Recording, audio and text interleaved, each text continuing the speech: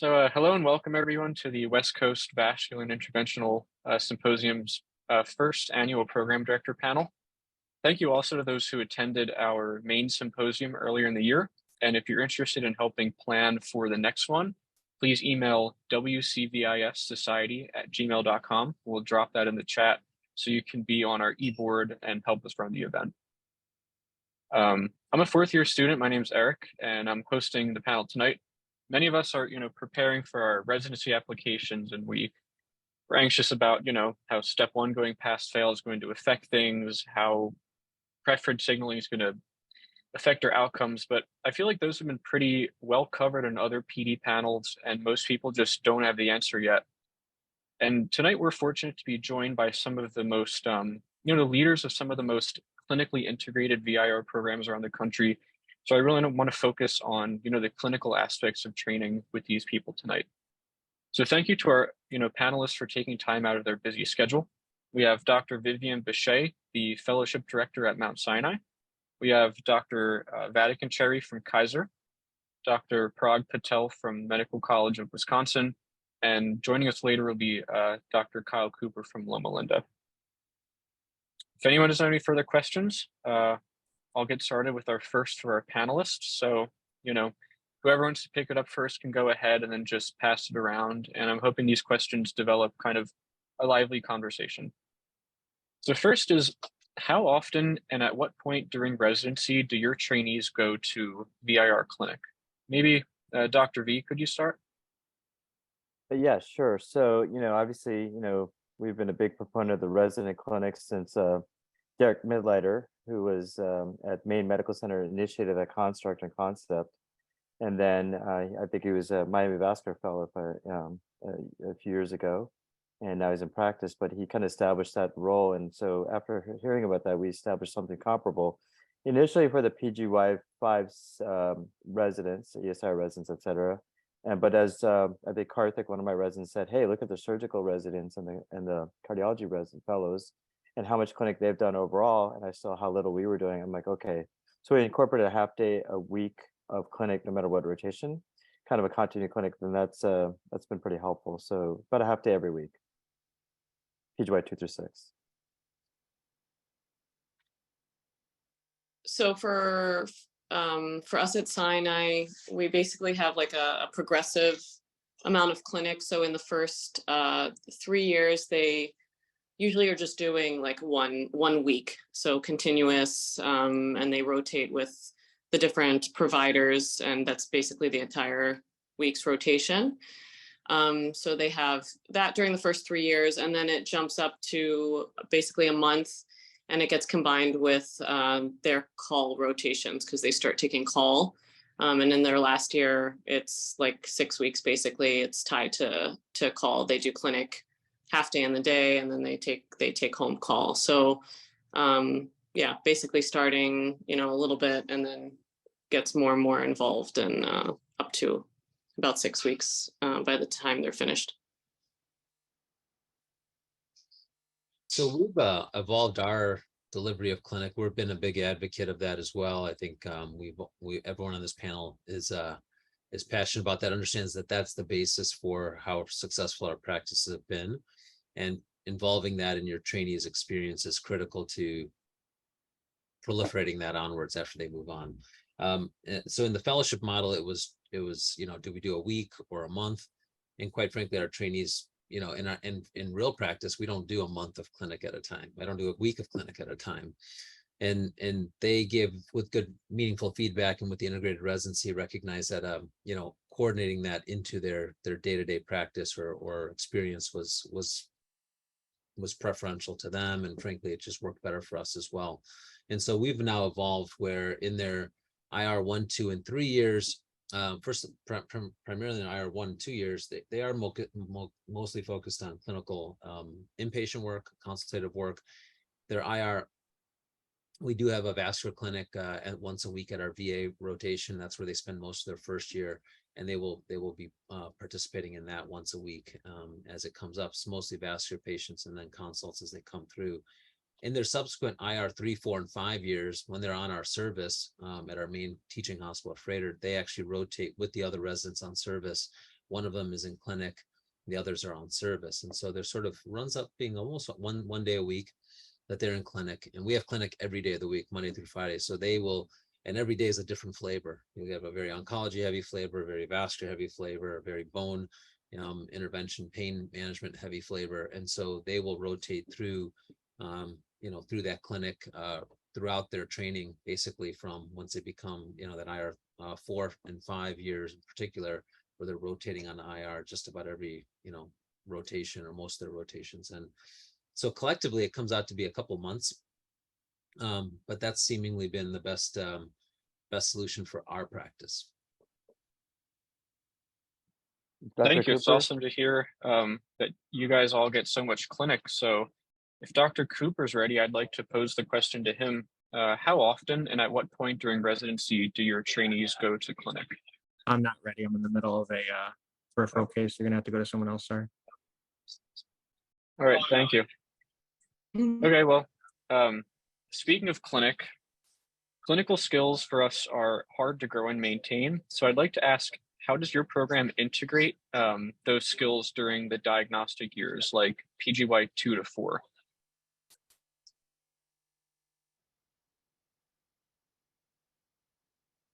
Go ahead, Dr. Patel or Dr. Bishay, maybe?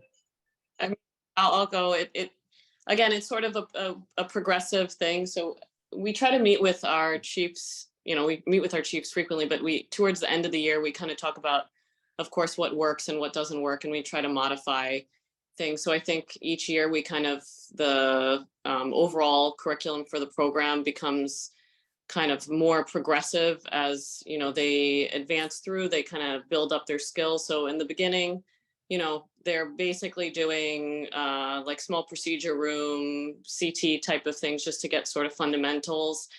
They start taking buddy call right away. So that's in their first year as well. And that goes through the first 3 years. And again, they have some component of clinic as well from the beginning. And then they start working in some of the rotations that are more angio suite time, but at some of the sites that are a little bit more one-on-one, so our main flagship campus, like Eric, where you are, you can see it's kind of really churning. But there are some sites that you're not necessarily going to get a chance to see where you have a little bit more time to work really one-on-one, build those baseline skills. So you're still doing angio suite time, but it's a little bit more focused on the fundamentals.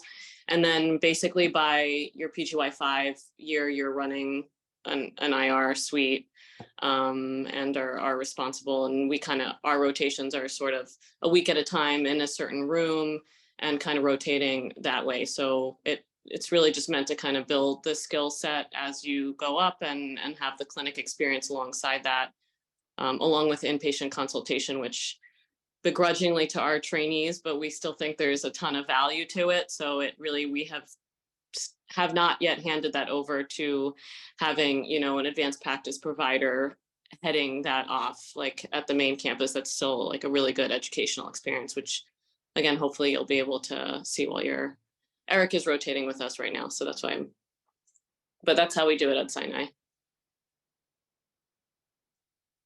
So Eric, is there a specific question how we integrate clinical skills or how we integrate the procedural skills over the course of 5 years? Like being a VIR today, and especially being one who adds a lot of value to patients in the healthcare system, I feel like involves a really solid clinical basis of the head to toe organ systems and pathologies that we treat. So how do you integrate those clinical skills, especially during those diagnostic years when you might be away from them? Yeah, so I think this is an important point. It touches on beyond just clinical skill training, but it's a conversation. It's something you have to constantly have touch points, I think, throughout the training. If you limit it to the 2 months, for example, our trainees do 2 months of IR each of their first 3 years, and they're back-to-back months. But the remaining 10 months, they're not on IR dedicated rotations, and so not talking or not having discussions and may not be able to actively involve them like a half-day clinic like Geogy is able to do. What we do have is I have a monthly meeting with all of our residents. It's touch points with regards to resident related issues and not necessarily clinically focused discussions. And then on top of that, we have actually multiple touch points where we talk on a every other week basis, sometimes weekly, where we'll just have clinical discussions. And it's really not a didactic or a lecture. It's really, okay, case-based. One of the trainees saw a great case, they present what happened, and then we talk about how we manage that, maybe intraprocedurally, pre and post, and that constant discussion and emphasis on how we manage those patients, how we select who gets chosen for what, and how we manage that longitudinally in our clinics moving forward is, I think, germane to their training, and they get those touch points experiences, even if they're not directly doing that in their very junior early years. And then as they move up, and they're actually involved in those cases and they're spending more routine time on service, then that's sort of not new anymore. They've actually been part of that discussion for 3 or 4 years. So that's how we've been handling it here. Obviously, when they're on service, we're emphasizing and kind of hammering. For me, it's messaging. They come on at orientation, and we're talking about exactly what we are about, and that is, we're clinically focused. We're the doctors for these patients. It's kind of that cultural rhetoric that we want them to sort of ingrain and remind themselves and not forget when they're largely on their DR time, because that is a risk. We've seen that, and it's a slip, and it's not intentional. I just think it's human nature, but we try to remind them. And then finally, I'd say celebrate, those clinical wins, and sort of, I like to applaud our trainees when they do have those successes, and we talk about them frankly and honestly, and likewise, we have really honest discussions during our M&M. And so all of our trainees are invited to all of those conferences outside of their DR rotation. So there's actually a lot of those that they can't attend. The problem, and the last thing I'll say to that, is there's competition for time. Our DR trainees need to learn their DR time in a very limited time. So they have conferences for DR, and I do emphasize that at that time, that's their time for that. But when there isn't, largely we see our trainees show up at our conferences because they want to come in here and learn and be part of that discussion, and at least listen in. And I think that culture that we've built, I think all the programs here have built, frankly, is what allows us to be successful, because then I don't have to hammer that in year over year. They're just seeing the senior residents doing it, and then they do it, and everyone below them sees them doing it, and likewise. So it's a little bit of a culture shift that I think the strong programs have sort of honed in on. I think I misunderstood the question a little bit, but I echo definitely what Dr. Patel said. And in fact, a lot of it is really the trainees, like we give ourselves a lot of credit, but they build as well that culture and contribute to it. When you see the chiefs, and they kind of set this precedent for being very, very proactive, even when they're not on their IR rotations, to come around when they have free time, to to come and see all the conferences in the morning, because they don't actually overlap with the diagnostic conference schedule, which is a plus too. So we've kept it that way, where it's not overlapping as well. So they can, log into board rounds, and we've had that sort of hybrid system where obviously when you're on campus, it's in person for those who are actually on rotation, but they can still log into our morning board rounds to kind of participate in that discussion, even if they're on a different rotation that's diagnostic.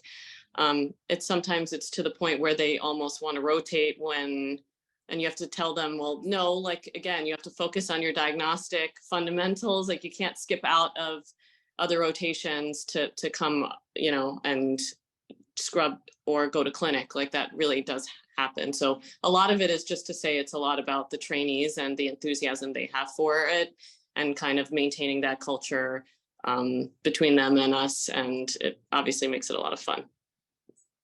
Yeah, no, definitely a lot of lessons learned, and it's good to hear everyone's kind of approaches. So yeah, a couple things we've done. Obviously, the half-day clinic has been invaluable, where they're seeing a ton of disease. Ours is kind of, my clinic is usually Monday afternoons and Friday full day. So another one of my VR colleagues is also Friday, so we kind of split the PGY 5 and 6 that day.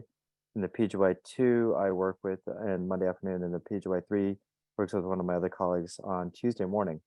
So that's one thing, is the clinic definitely is invaluable.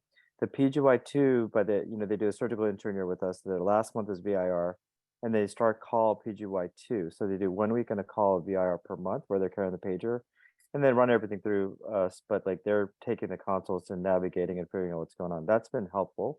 And then they have to run the list. So they, on the weekends when we're rounding, it's one of the 4 visual docs will go see the patients with them around, and see all the kind of the follow-ups and the new consults, et cetera. So that helps them kind of in their PGY2 to really incorporate that when they have no DR call responsibilities. And then we obviously, like you said, really critical for them to be stronger than DR than the DR. So we make it such that like this is a bare minimum. You don't deserve the privilege of taking care of patients and doing this stuff and getting extra time if you don't crush your in-service and own each rotation. You got to work, get first in, last out, read more imaging than the DRs on per rotation.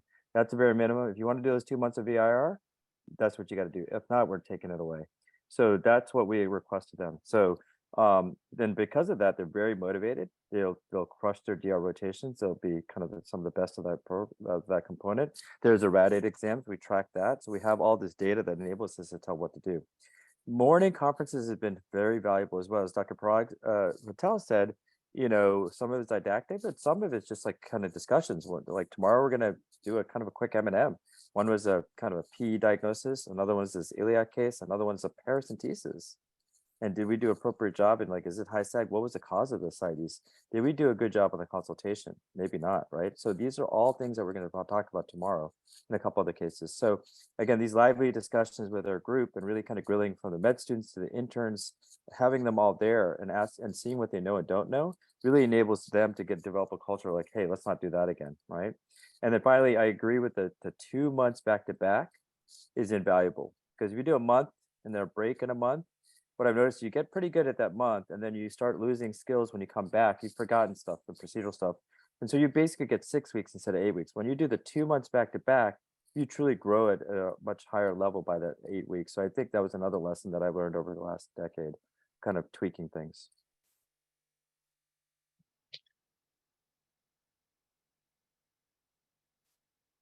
Fair? Yeah. Really awesome to hear how well your programs are integrating these clinical skills and that it's largely driven because your trainees want it. Next question is, do your trainees rotate through other clinical services during their residency? I am back, by the way. I don't know who that question was for. Dr. Cooper? Maybe if you don't mind, I can just run those first 2 questions by you and you can pick how you want to answer. Yeah, sure. No problem. Sorry, I had a antegrade dissection during an iliac CTO recanalization. I had to deal with that. So we thought we would be done, but we were not. All right, what question do you got for me? Let me turn on my camera. Ruptured iliac. It's okay. Yeah, no, it'll be fine as long as it goes okay. That's what. See, talk to Lamb about his case. Ooh, Okay. the myovascular crew here. Interesting. Yeah. So first is how often and at what point during residency do your trainees go to clinic? And second is, how do you sort of integrate those VIR clinical skills, especially when your residents are in their diagnostic years? Okay. So the first question is, the residents, both whether DR or IR, are going to be expected to rotate with us in clinic. Outpatient clinic happens 4 to 5 days a week. The IR residents are favored for those. We've been kind of a hybrid between teleclinic and in-person clinic. Teleclinic is a little bit easier for the attending to sometimes do on their own. So we have to be careful. We have to go grab the resident. And what I do is I have them come to my office and they call the patient and I just get to sit there. And so it's actually nice because I get to see the initial conversation with the patient that sometimes wouldn't happen if I said, hey, go see the patient and then come back and present it to me afterwards. So I get to see a little bit more of that interaction, which I like. So that starts in PGY 3, so the R2 year. We're probably going to move towards doing it in R1 just for the IR residents alone. Unlike Dr. Vatakencherry's longitudinal clinic, which I really want to implement, I don't currently have the ability for my residents to have their own patients, which they can see from start to finish. We do obviously let them know if they have a patient in clinic that is somebody that they treated, so they can come down and have preference in seeing that if they want. And then the chief residents take ownership of the clinic scheduling in there last year. So what was the second question? I'm sorry. How do I ensure clinical skills are maintained during the radiology years? Diagnostic years, exactly. Yeah, and so clinic helps, but I think other ones are the ICU and the vascular surgery rotations. Additionally, we have a full clinical service, and we actually do, like I think most academic centers, see patients in consultation ahead of time.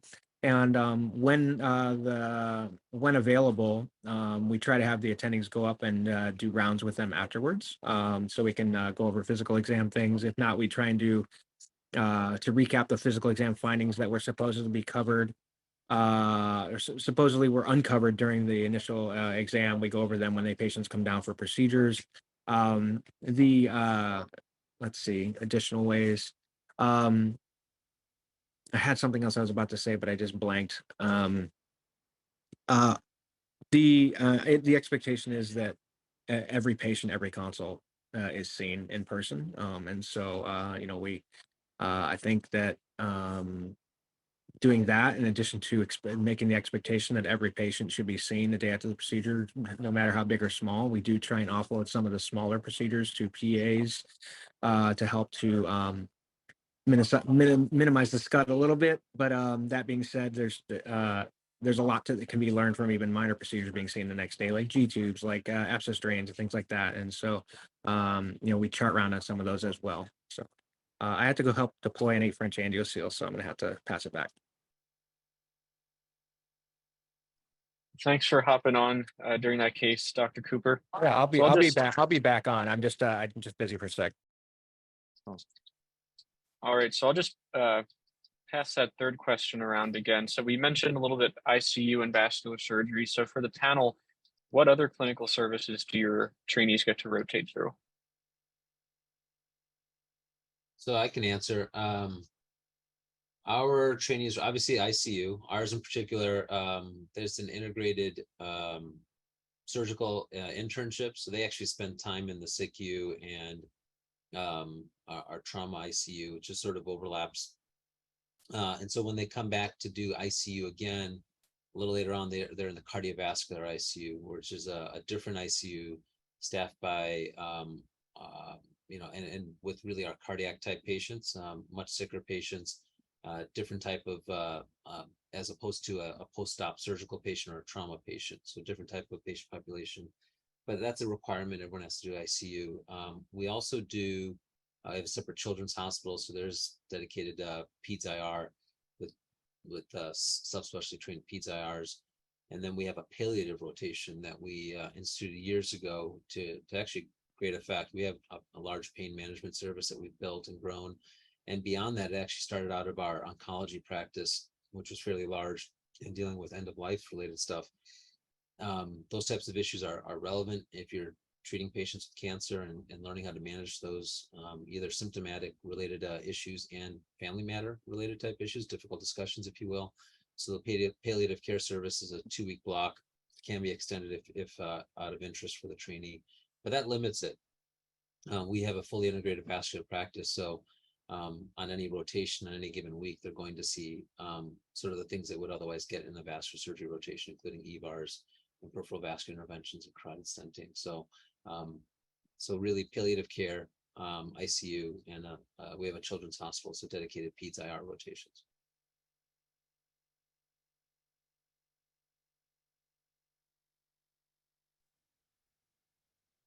So for us, there is basically combined room time with vascular surgery. So they have that opportunity there. There's also opportunities to go up to the OR to do more open cases, just to get with vascular surgery, just to kind of see kind of the flip side of things and sort of when things may be more indicated for open versus endovascular. Obviously SICU, and the required surgical intern year. And then there's also a month of vascular medicine. So there's like a really great vascular medicine group here, and they do fantastic clinical work. They see, it's basically the largest center for like FMD. And so I think they get a really good experience on that as well. So they all rotate through vascular medicine. And then there's the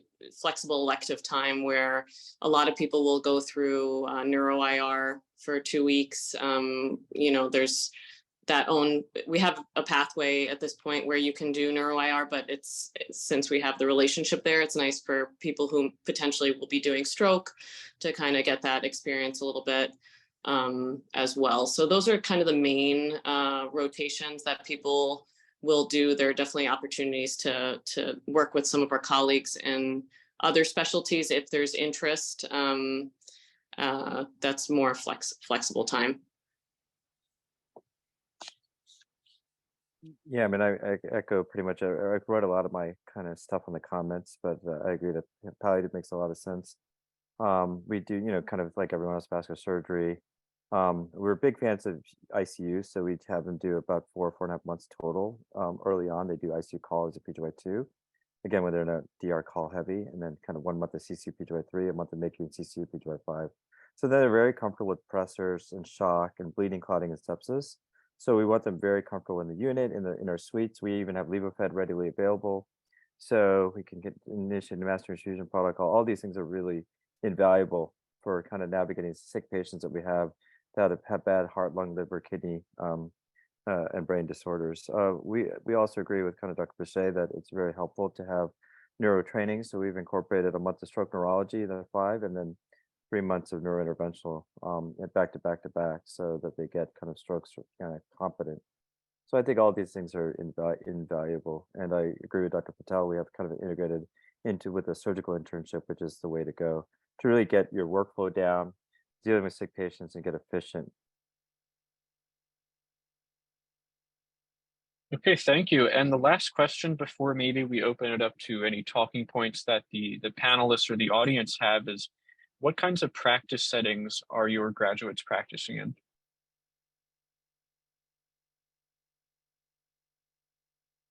I would say 60% of our graduates are going to private practice.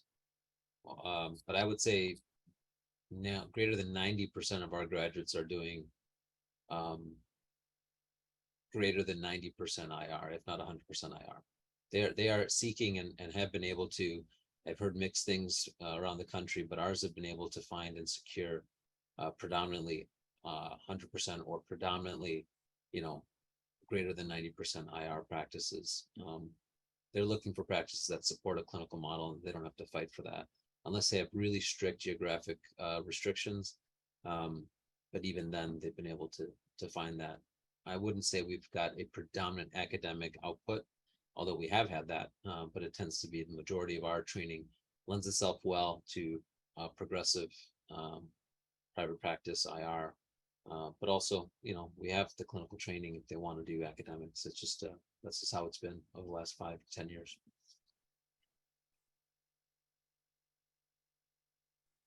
I would say we're probably split 50-50 for private versus academic.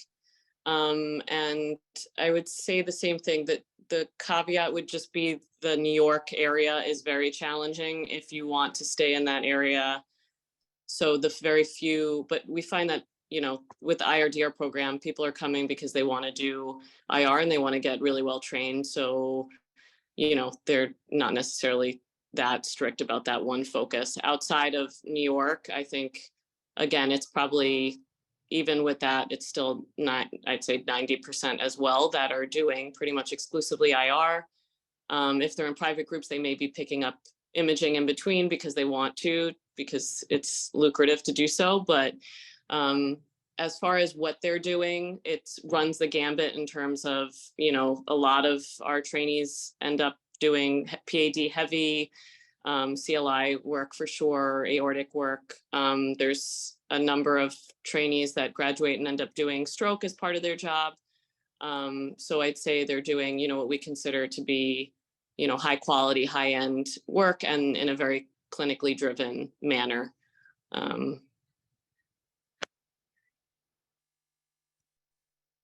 Cooper there?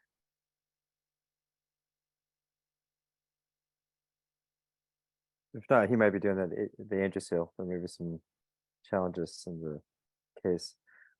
So, same thing here. So we're kind of newer. So we're just kind of our kind of first graduate from the VR integrated. He's one of my partners. He's still trying to grow his kind of his practice so that he's able to do more and more IR. So he's still kind of a mixed practice. He's growing his clinic, and he's definitely reaching out and making it happen. And it's just getting kind of buy-in from the DR faculty. Second person went and like just a year out, he went and started work with an ASC and was at a county hospital, all of you. But now he actually just took over 100, like a whole hospital contract in a pretty big center. So he just took that over this year, 1 year out. So I agree. When I came out, I definitely did not have the clinical or technical capability to come out and do something of that nature.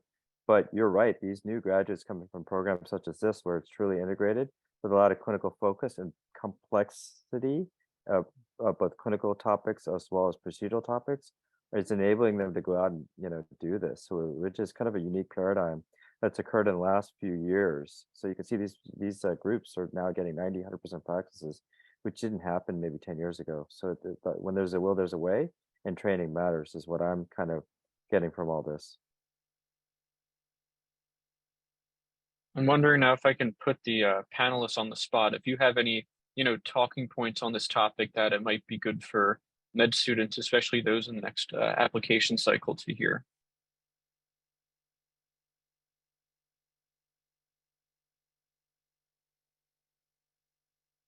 Mark? Dr. V, I know you have some pearls for us. Well, I mean, I want to hear other people. So Dr. Bishay, I mean, any kind of pearls for the applicants? That's a really broad, Can you focus it more, maybe? Yeah, and then we can maybe. answer questions too, because it's like, it is a bit broad. Otherwise, we can answer the questions from the trainees. My mistake. Yeah. So, as med students, and especially as fourth years in the application cycle, what are you looking for, and how can we kind of show off that we want to be strong clinical candidates and that we're interested in sort of like-minded programs that are surgical and clinical? I guess I would speak from, so I think, again, I always talk about and you're on one, but I think that doing the sub-I experience at a place where you're really serious about applying and wanting to be at is really, really important. It's a month-long interview, basically, right? So that's your time to shine. And while you can't go to, 5 away rotations, you can seriously think about 2 programs that you absolutely would love to be at. And for that month, you do everything that you possibly can to take care of the patients, to show that you're engaged. And I mean, I'm thinking about the people that we've matched in our, first years. Those trainees were all sub-Is that literally were shining stars. They knew everything about every patient that we were doing complex cases on, better than, the resident who had been rounding on them. They knew the ins and outs of everything. So that still stands out to me. And I think that can't be really faked. It's a genuine thing. They want to be there. They want to do that. And they're going to be there from the beginning of the day to the end. So I'd say take that experience very seriously and think about how you want to demonstrate to, the PDs and the APDs what you're all about when you go through that experience. And then when they write a letter for you, they can actually write a letter that speaks to that. I think it's a great answer. I think I'll dovetail a little bit on that, Vivian, and I think you hit on the head. If I tell you what to do and that's what you do, versus you innately do it, you probably already have that skill set, that innate interest in checking on patients and following up and being present and eager to be jumping into cases and what's the next thing I can do, and that type of approach to the specialty you want to go into, you will show naturally because there's a natural interest there. If I have to tell you to do that and you are able to do that for a period of time, but because I told you to do that, not because it's innately in you, that will wane at some point. It will wear off and it will likely not last through what will be a challenging and grueling training program, because there's a lot to learn to do what we do. That's not to scare anyone. That's the honest truth. We expect a lot of our members or our specialists in our trade, and we want to train you to do that. But you have to have that innate passion. Myself, Dr. Bishay, Dr. Vatakencherry cannot drive that internal drive for you. So I guess as a senior medical student, I am going to strongly recommend that you strongly investigate what this means from a lifestyle perspective, from a quality of satisfaction of the work that we do. Doing sub-Is is an absolute must. I will look at people who I won't even consider a trainee who hasn't done a sub-I, because you don't know what IR is, first of all. I would like to see you doing sub-Is at places that I think do clinical IR. And not everywhere is that. I'm not here to name names. I'm not even going to do that. But I You do can know call me out, dude. You're saying you want to take a look at my students, my poor students. I actually have one of your students right now. Uh-oh. Nonetheless, the point Ouch. is, is I want to see how you perform at that, because I know who's at those programs, and I know that if you get a letter from one of those places, I know what that means, and I know I can call them and ask them how was so and so. I likewise have been called by students who have rotated with us, and have been strongly considered at other programs, even if they didn't rotate with them. But a strong experience at a Sinai, at a Kaiser, at a number of other programs, with a letter that accompanies that experience, or if I give a call, they say, hey, Vivian, so-and-so spent time with you. It looks like, what'd you think? I'm going to get an honest response from her, because we know each other. We've seen each other over years. We see each other at meetings. None of us want to lie to each other. We want to see good people go to good places. And if they say, he was around, but or she was not present, or, showed up, but really kind of, wasn't as engaged, I'm going to get the hint. And that's great. There might be a program for them, but it's probably not going to be here. Yeah, I mean, I have to echo those statements. If you've only done one VIR rotation where you're basically just kind of backtabling, probably not going to look too seriously at you, right? You don't know what VIR is.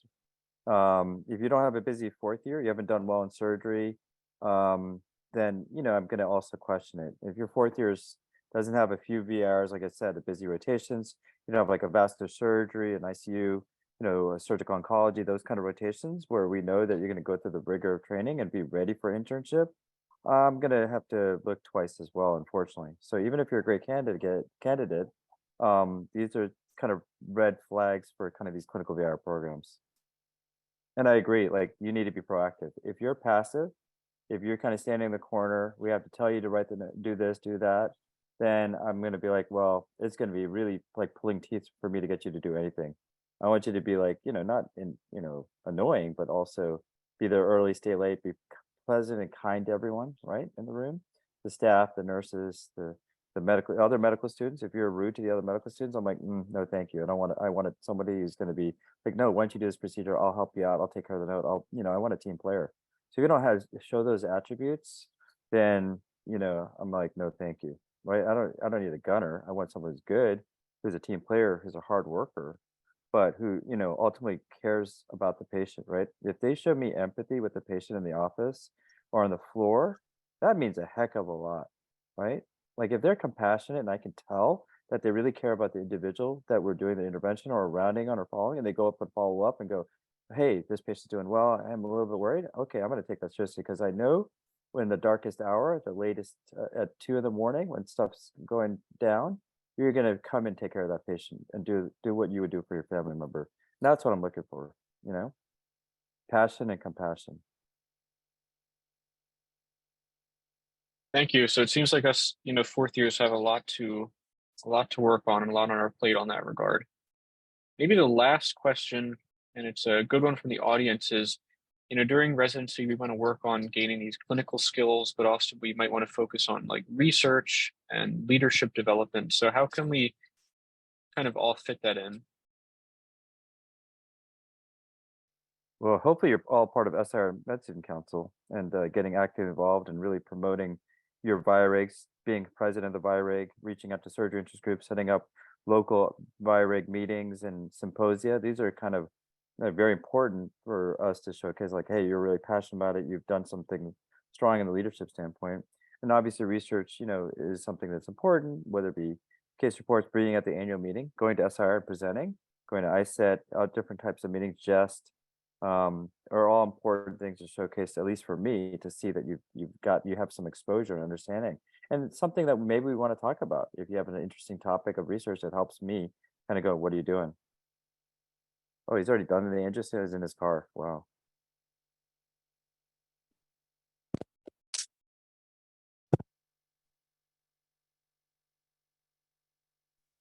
Parag or Vivian, yeah. Yeah. obviously I like to see research that's focused in IR. You know, it's tough. You don't have that much time during medical school, and if you've had interest in other fields before you find IR, it's not like that.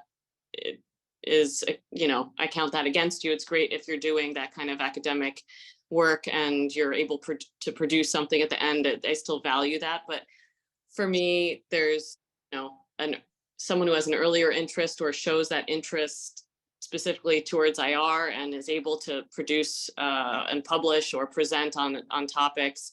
It just signals to me that you're serious about IR, and so of course I like to see that. And I mean, we've had even some applicants who take time off to do that. I mean, that's something you have to weigh against your other attributes and what strengths you have in your application, whether you want to do that. It is obviously kind of competitive now in IR, but you know, I think there is time during medical school to achieve at least a publication. And I think if you do it in IR or IR parallel field, something that's connected to it, then all the better.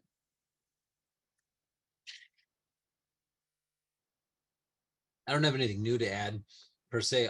I will share that while I think research is important, and I think any physician of any specialty has to have an appreciation for research and the latest data. We have to be an evidence-based specialty. We can't just sort of see a lesion, treat a lesion, irrespective of context of the patient. That's not just clinical care. It's like sort of understanding what's appropriate and what's not, and that's by understanding good science.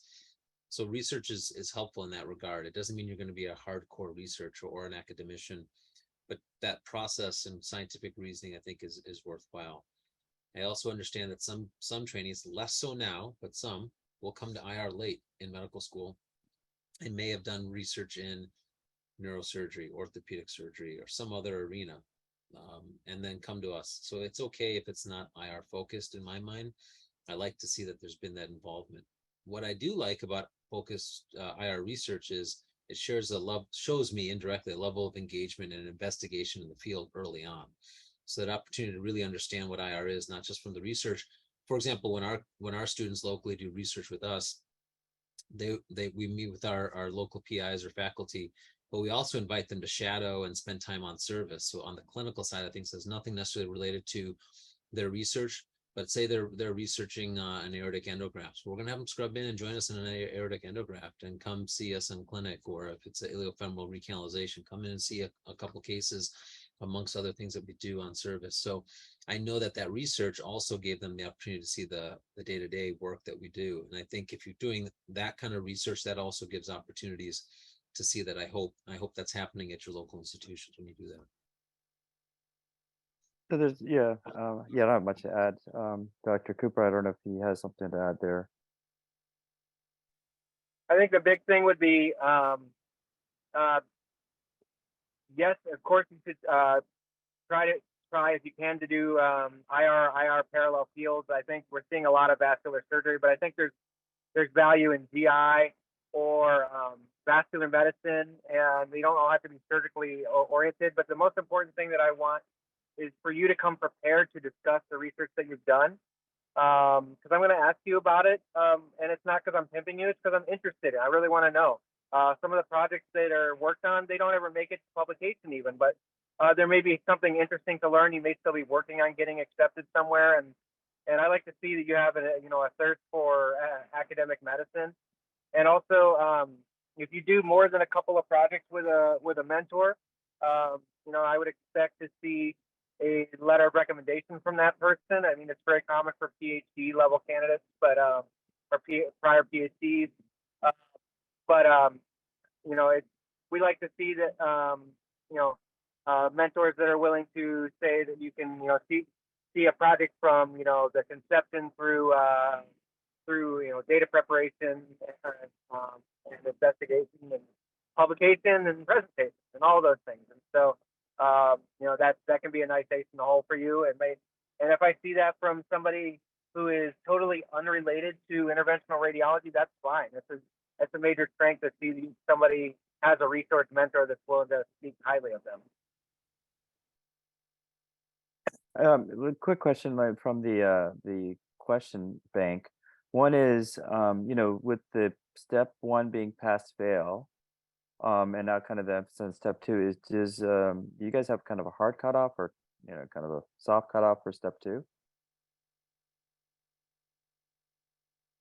Vivian and then Parag and then Kyle. We haven't even really discussed it yet in terms of what we've never had a hard cutoff, even for step one. So I doubt that that's going to be the case. There are people who are superstars with their exams, and that's one thing that isn't really at the end of the day necessary to be like. I think we'll be able to piece together through other aspects of the CV that it'll be kind of obvious. And I think probably that number at the end of the day isn't really contributing that much. So probably doesn't really answer the question, but I guess that at the end of the day, we wouldn't have a strict cutoff necessarily. Parag, how about you? You're going to get maybe 1,000 applicants to go through. Are you going to read all 1,000 or you look at step as a filter? Yeah, we never had a cutoff. We won't have one for step two. We didn't have one for step one. Between step one and step two, I don't know which one was the better judge anyways.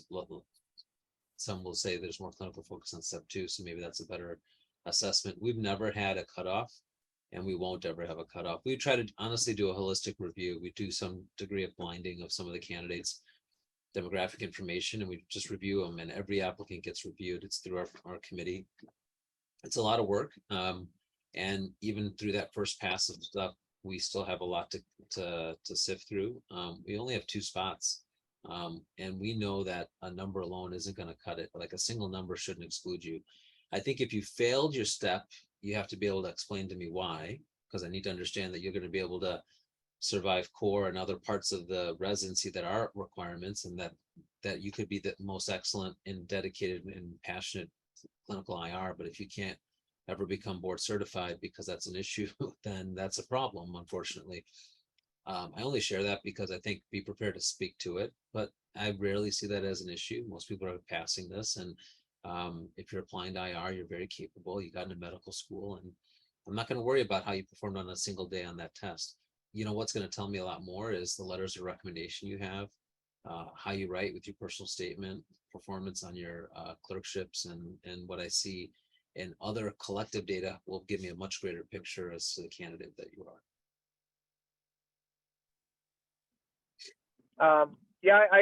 I never really considered the step one to be anything other than just how good are you at taking tests. As we all know, the minutia that's tested on it is very esoteric and not super helpful. I did think that step two always was a better predictor of how you would do on a clinical exam. But as far as hard cutoffs, perfect scores only. No, honestly, we don't have a number, but we do sort our applications according to scores, and at the end, and kind of like use that as one of several ways to rank you. But no hard cutoffs. I agree with Dr. Patel that the big push right now is for holistic application reviews, and I think I've gone to 4 or 5 webinars about that in the last 6 months, just trying to get better at it myself. And we also only have 2 spots, and we don't get anywhere near as many applications as he does, but we still get a lot, and we go through them all. So I think if you guys take the time to put together an application, I think we owe it to you to look at it. Yeah, I mean, in general, it is challenging. I think step one did have a lot of emphasis in competitive specialties, and if you look at the you can have all the metrics based on the ERAS, you can look at kind of the averages and whatnot, so you get some idea. And I do think it's from the DR core where the emphasis. It doesn't mean you'll be a good doctor or a good interventional surgeon, but it is something that from a DR standpoint, passing the core may have some kind of correlation. Well, I'd like to just finish up a little early to respect the time of our panelists. So thank you for joining, and thank you too for our attendees. On behalf of the WCVIS Society, I'd like to remind you to please email us like I dropped in the chat if you want to participate in planning or running our 2024 symposium. We also run journal club and have other future webinars being planned. So It's getting late on the East Coast, so have a good night, everyone, and thank you.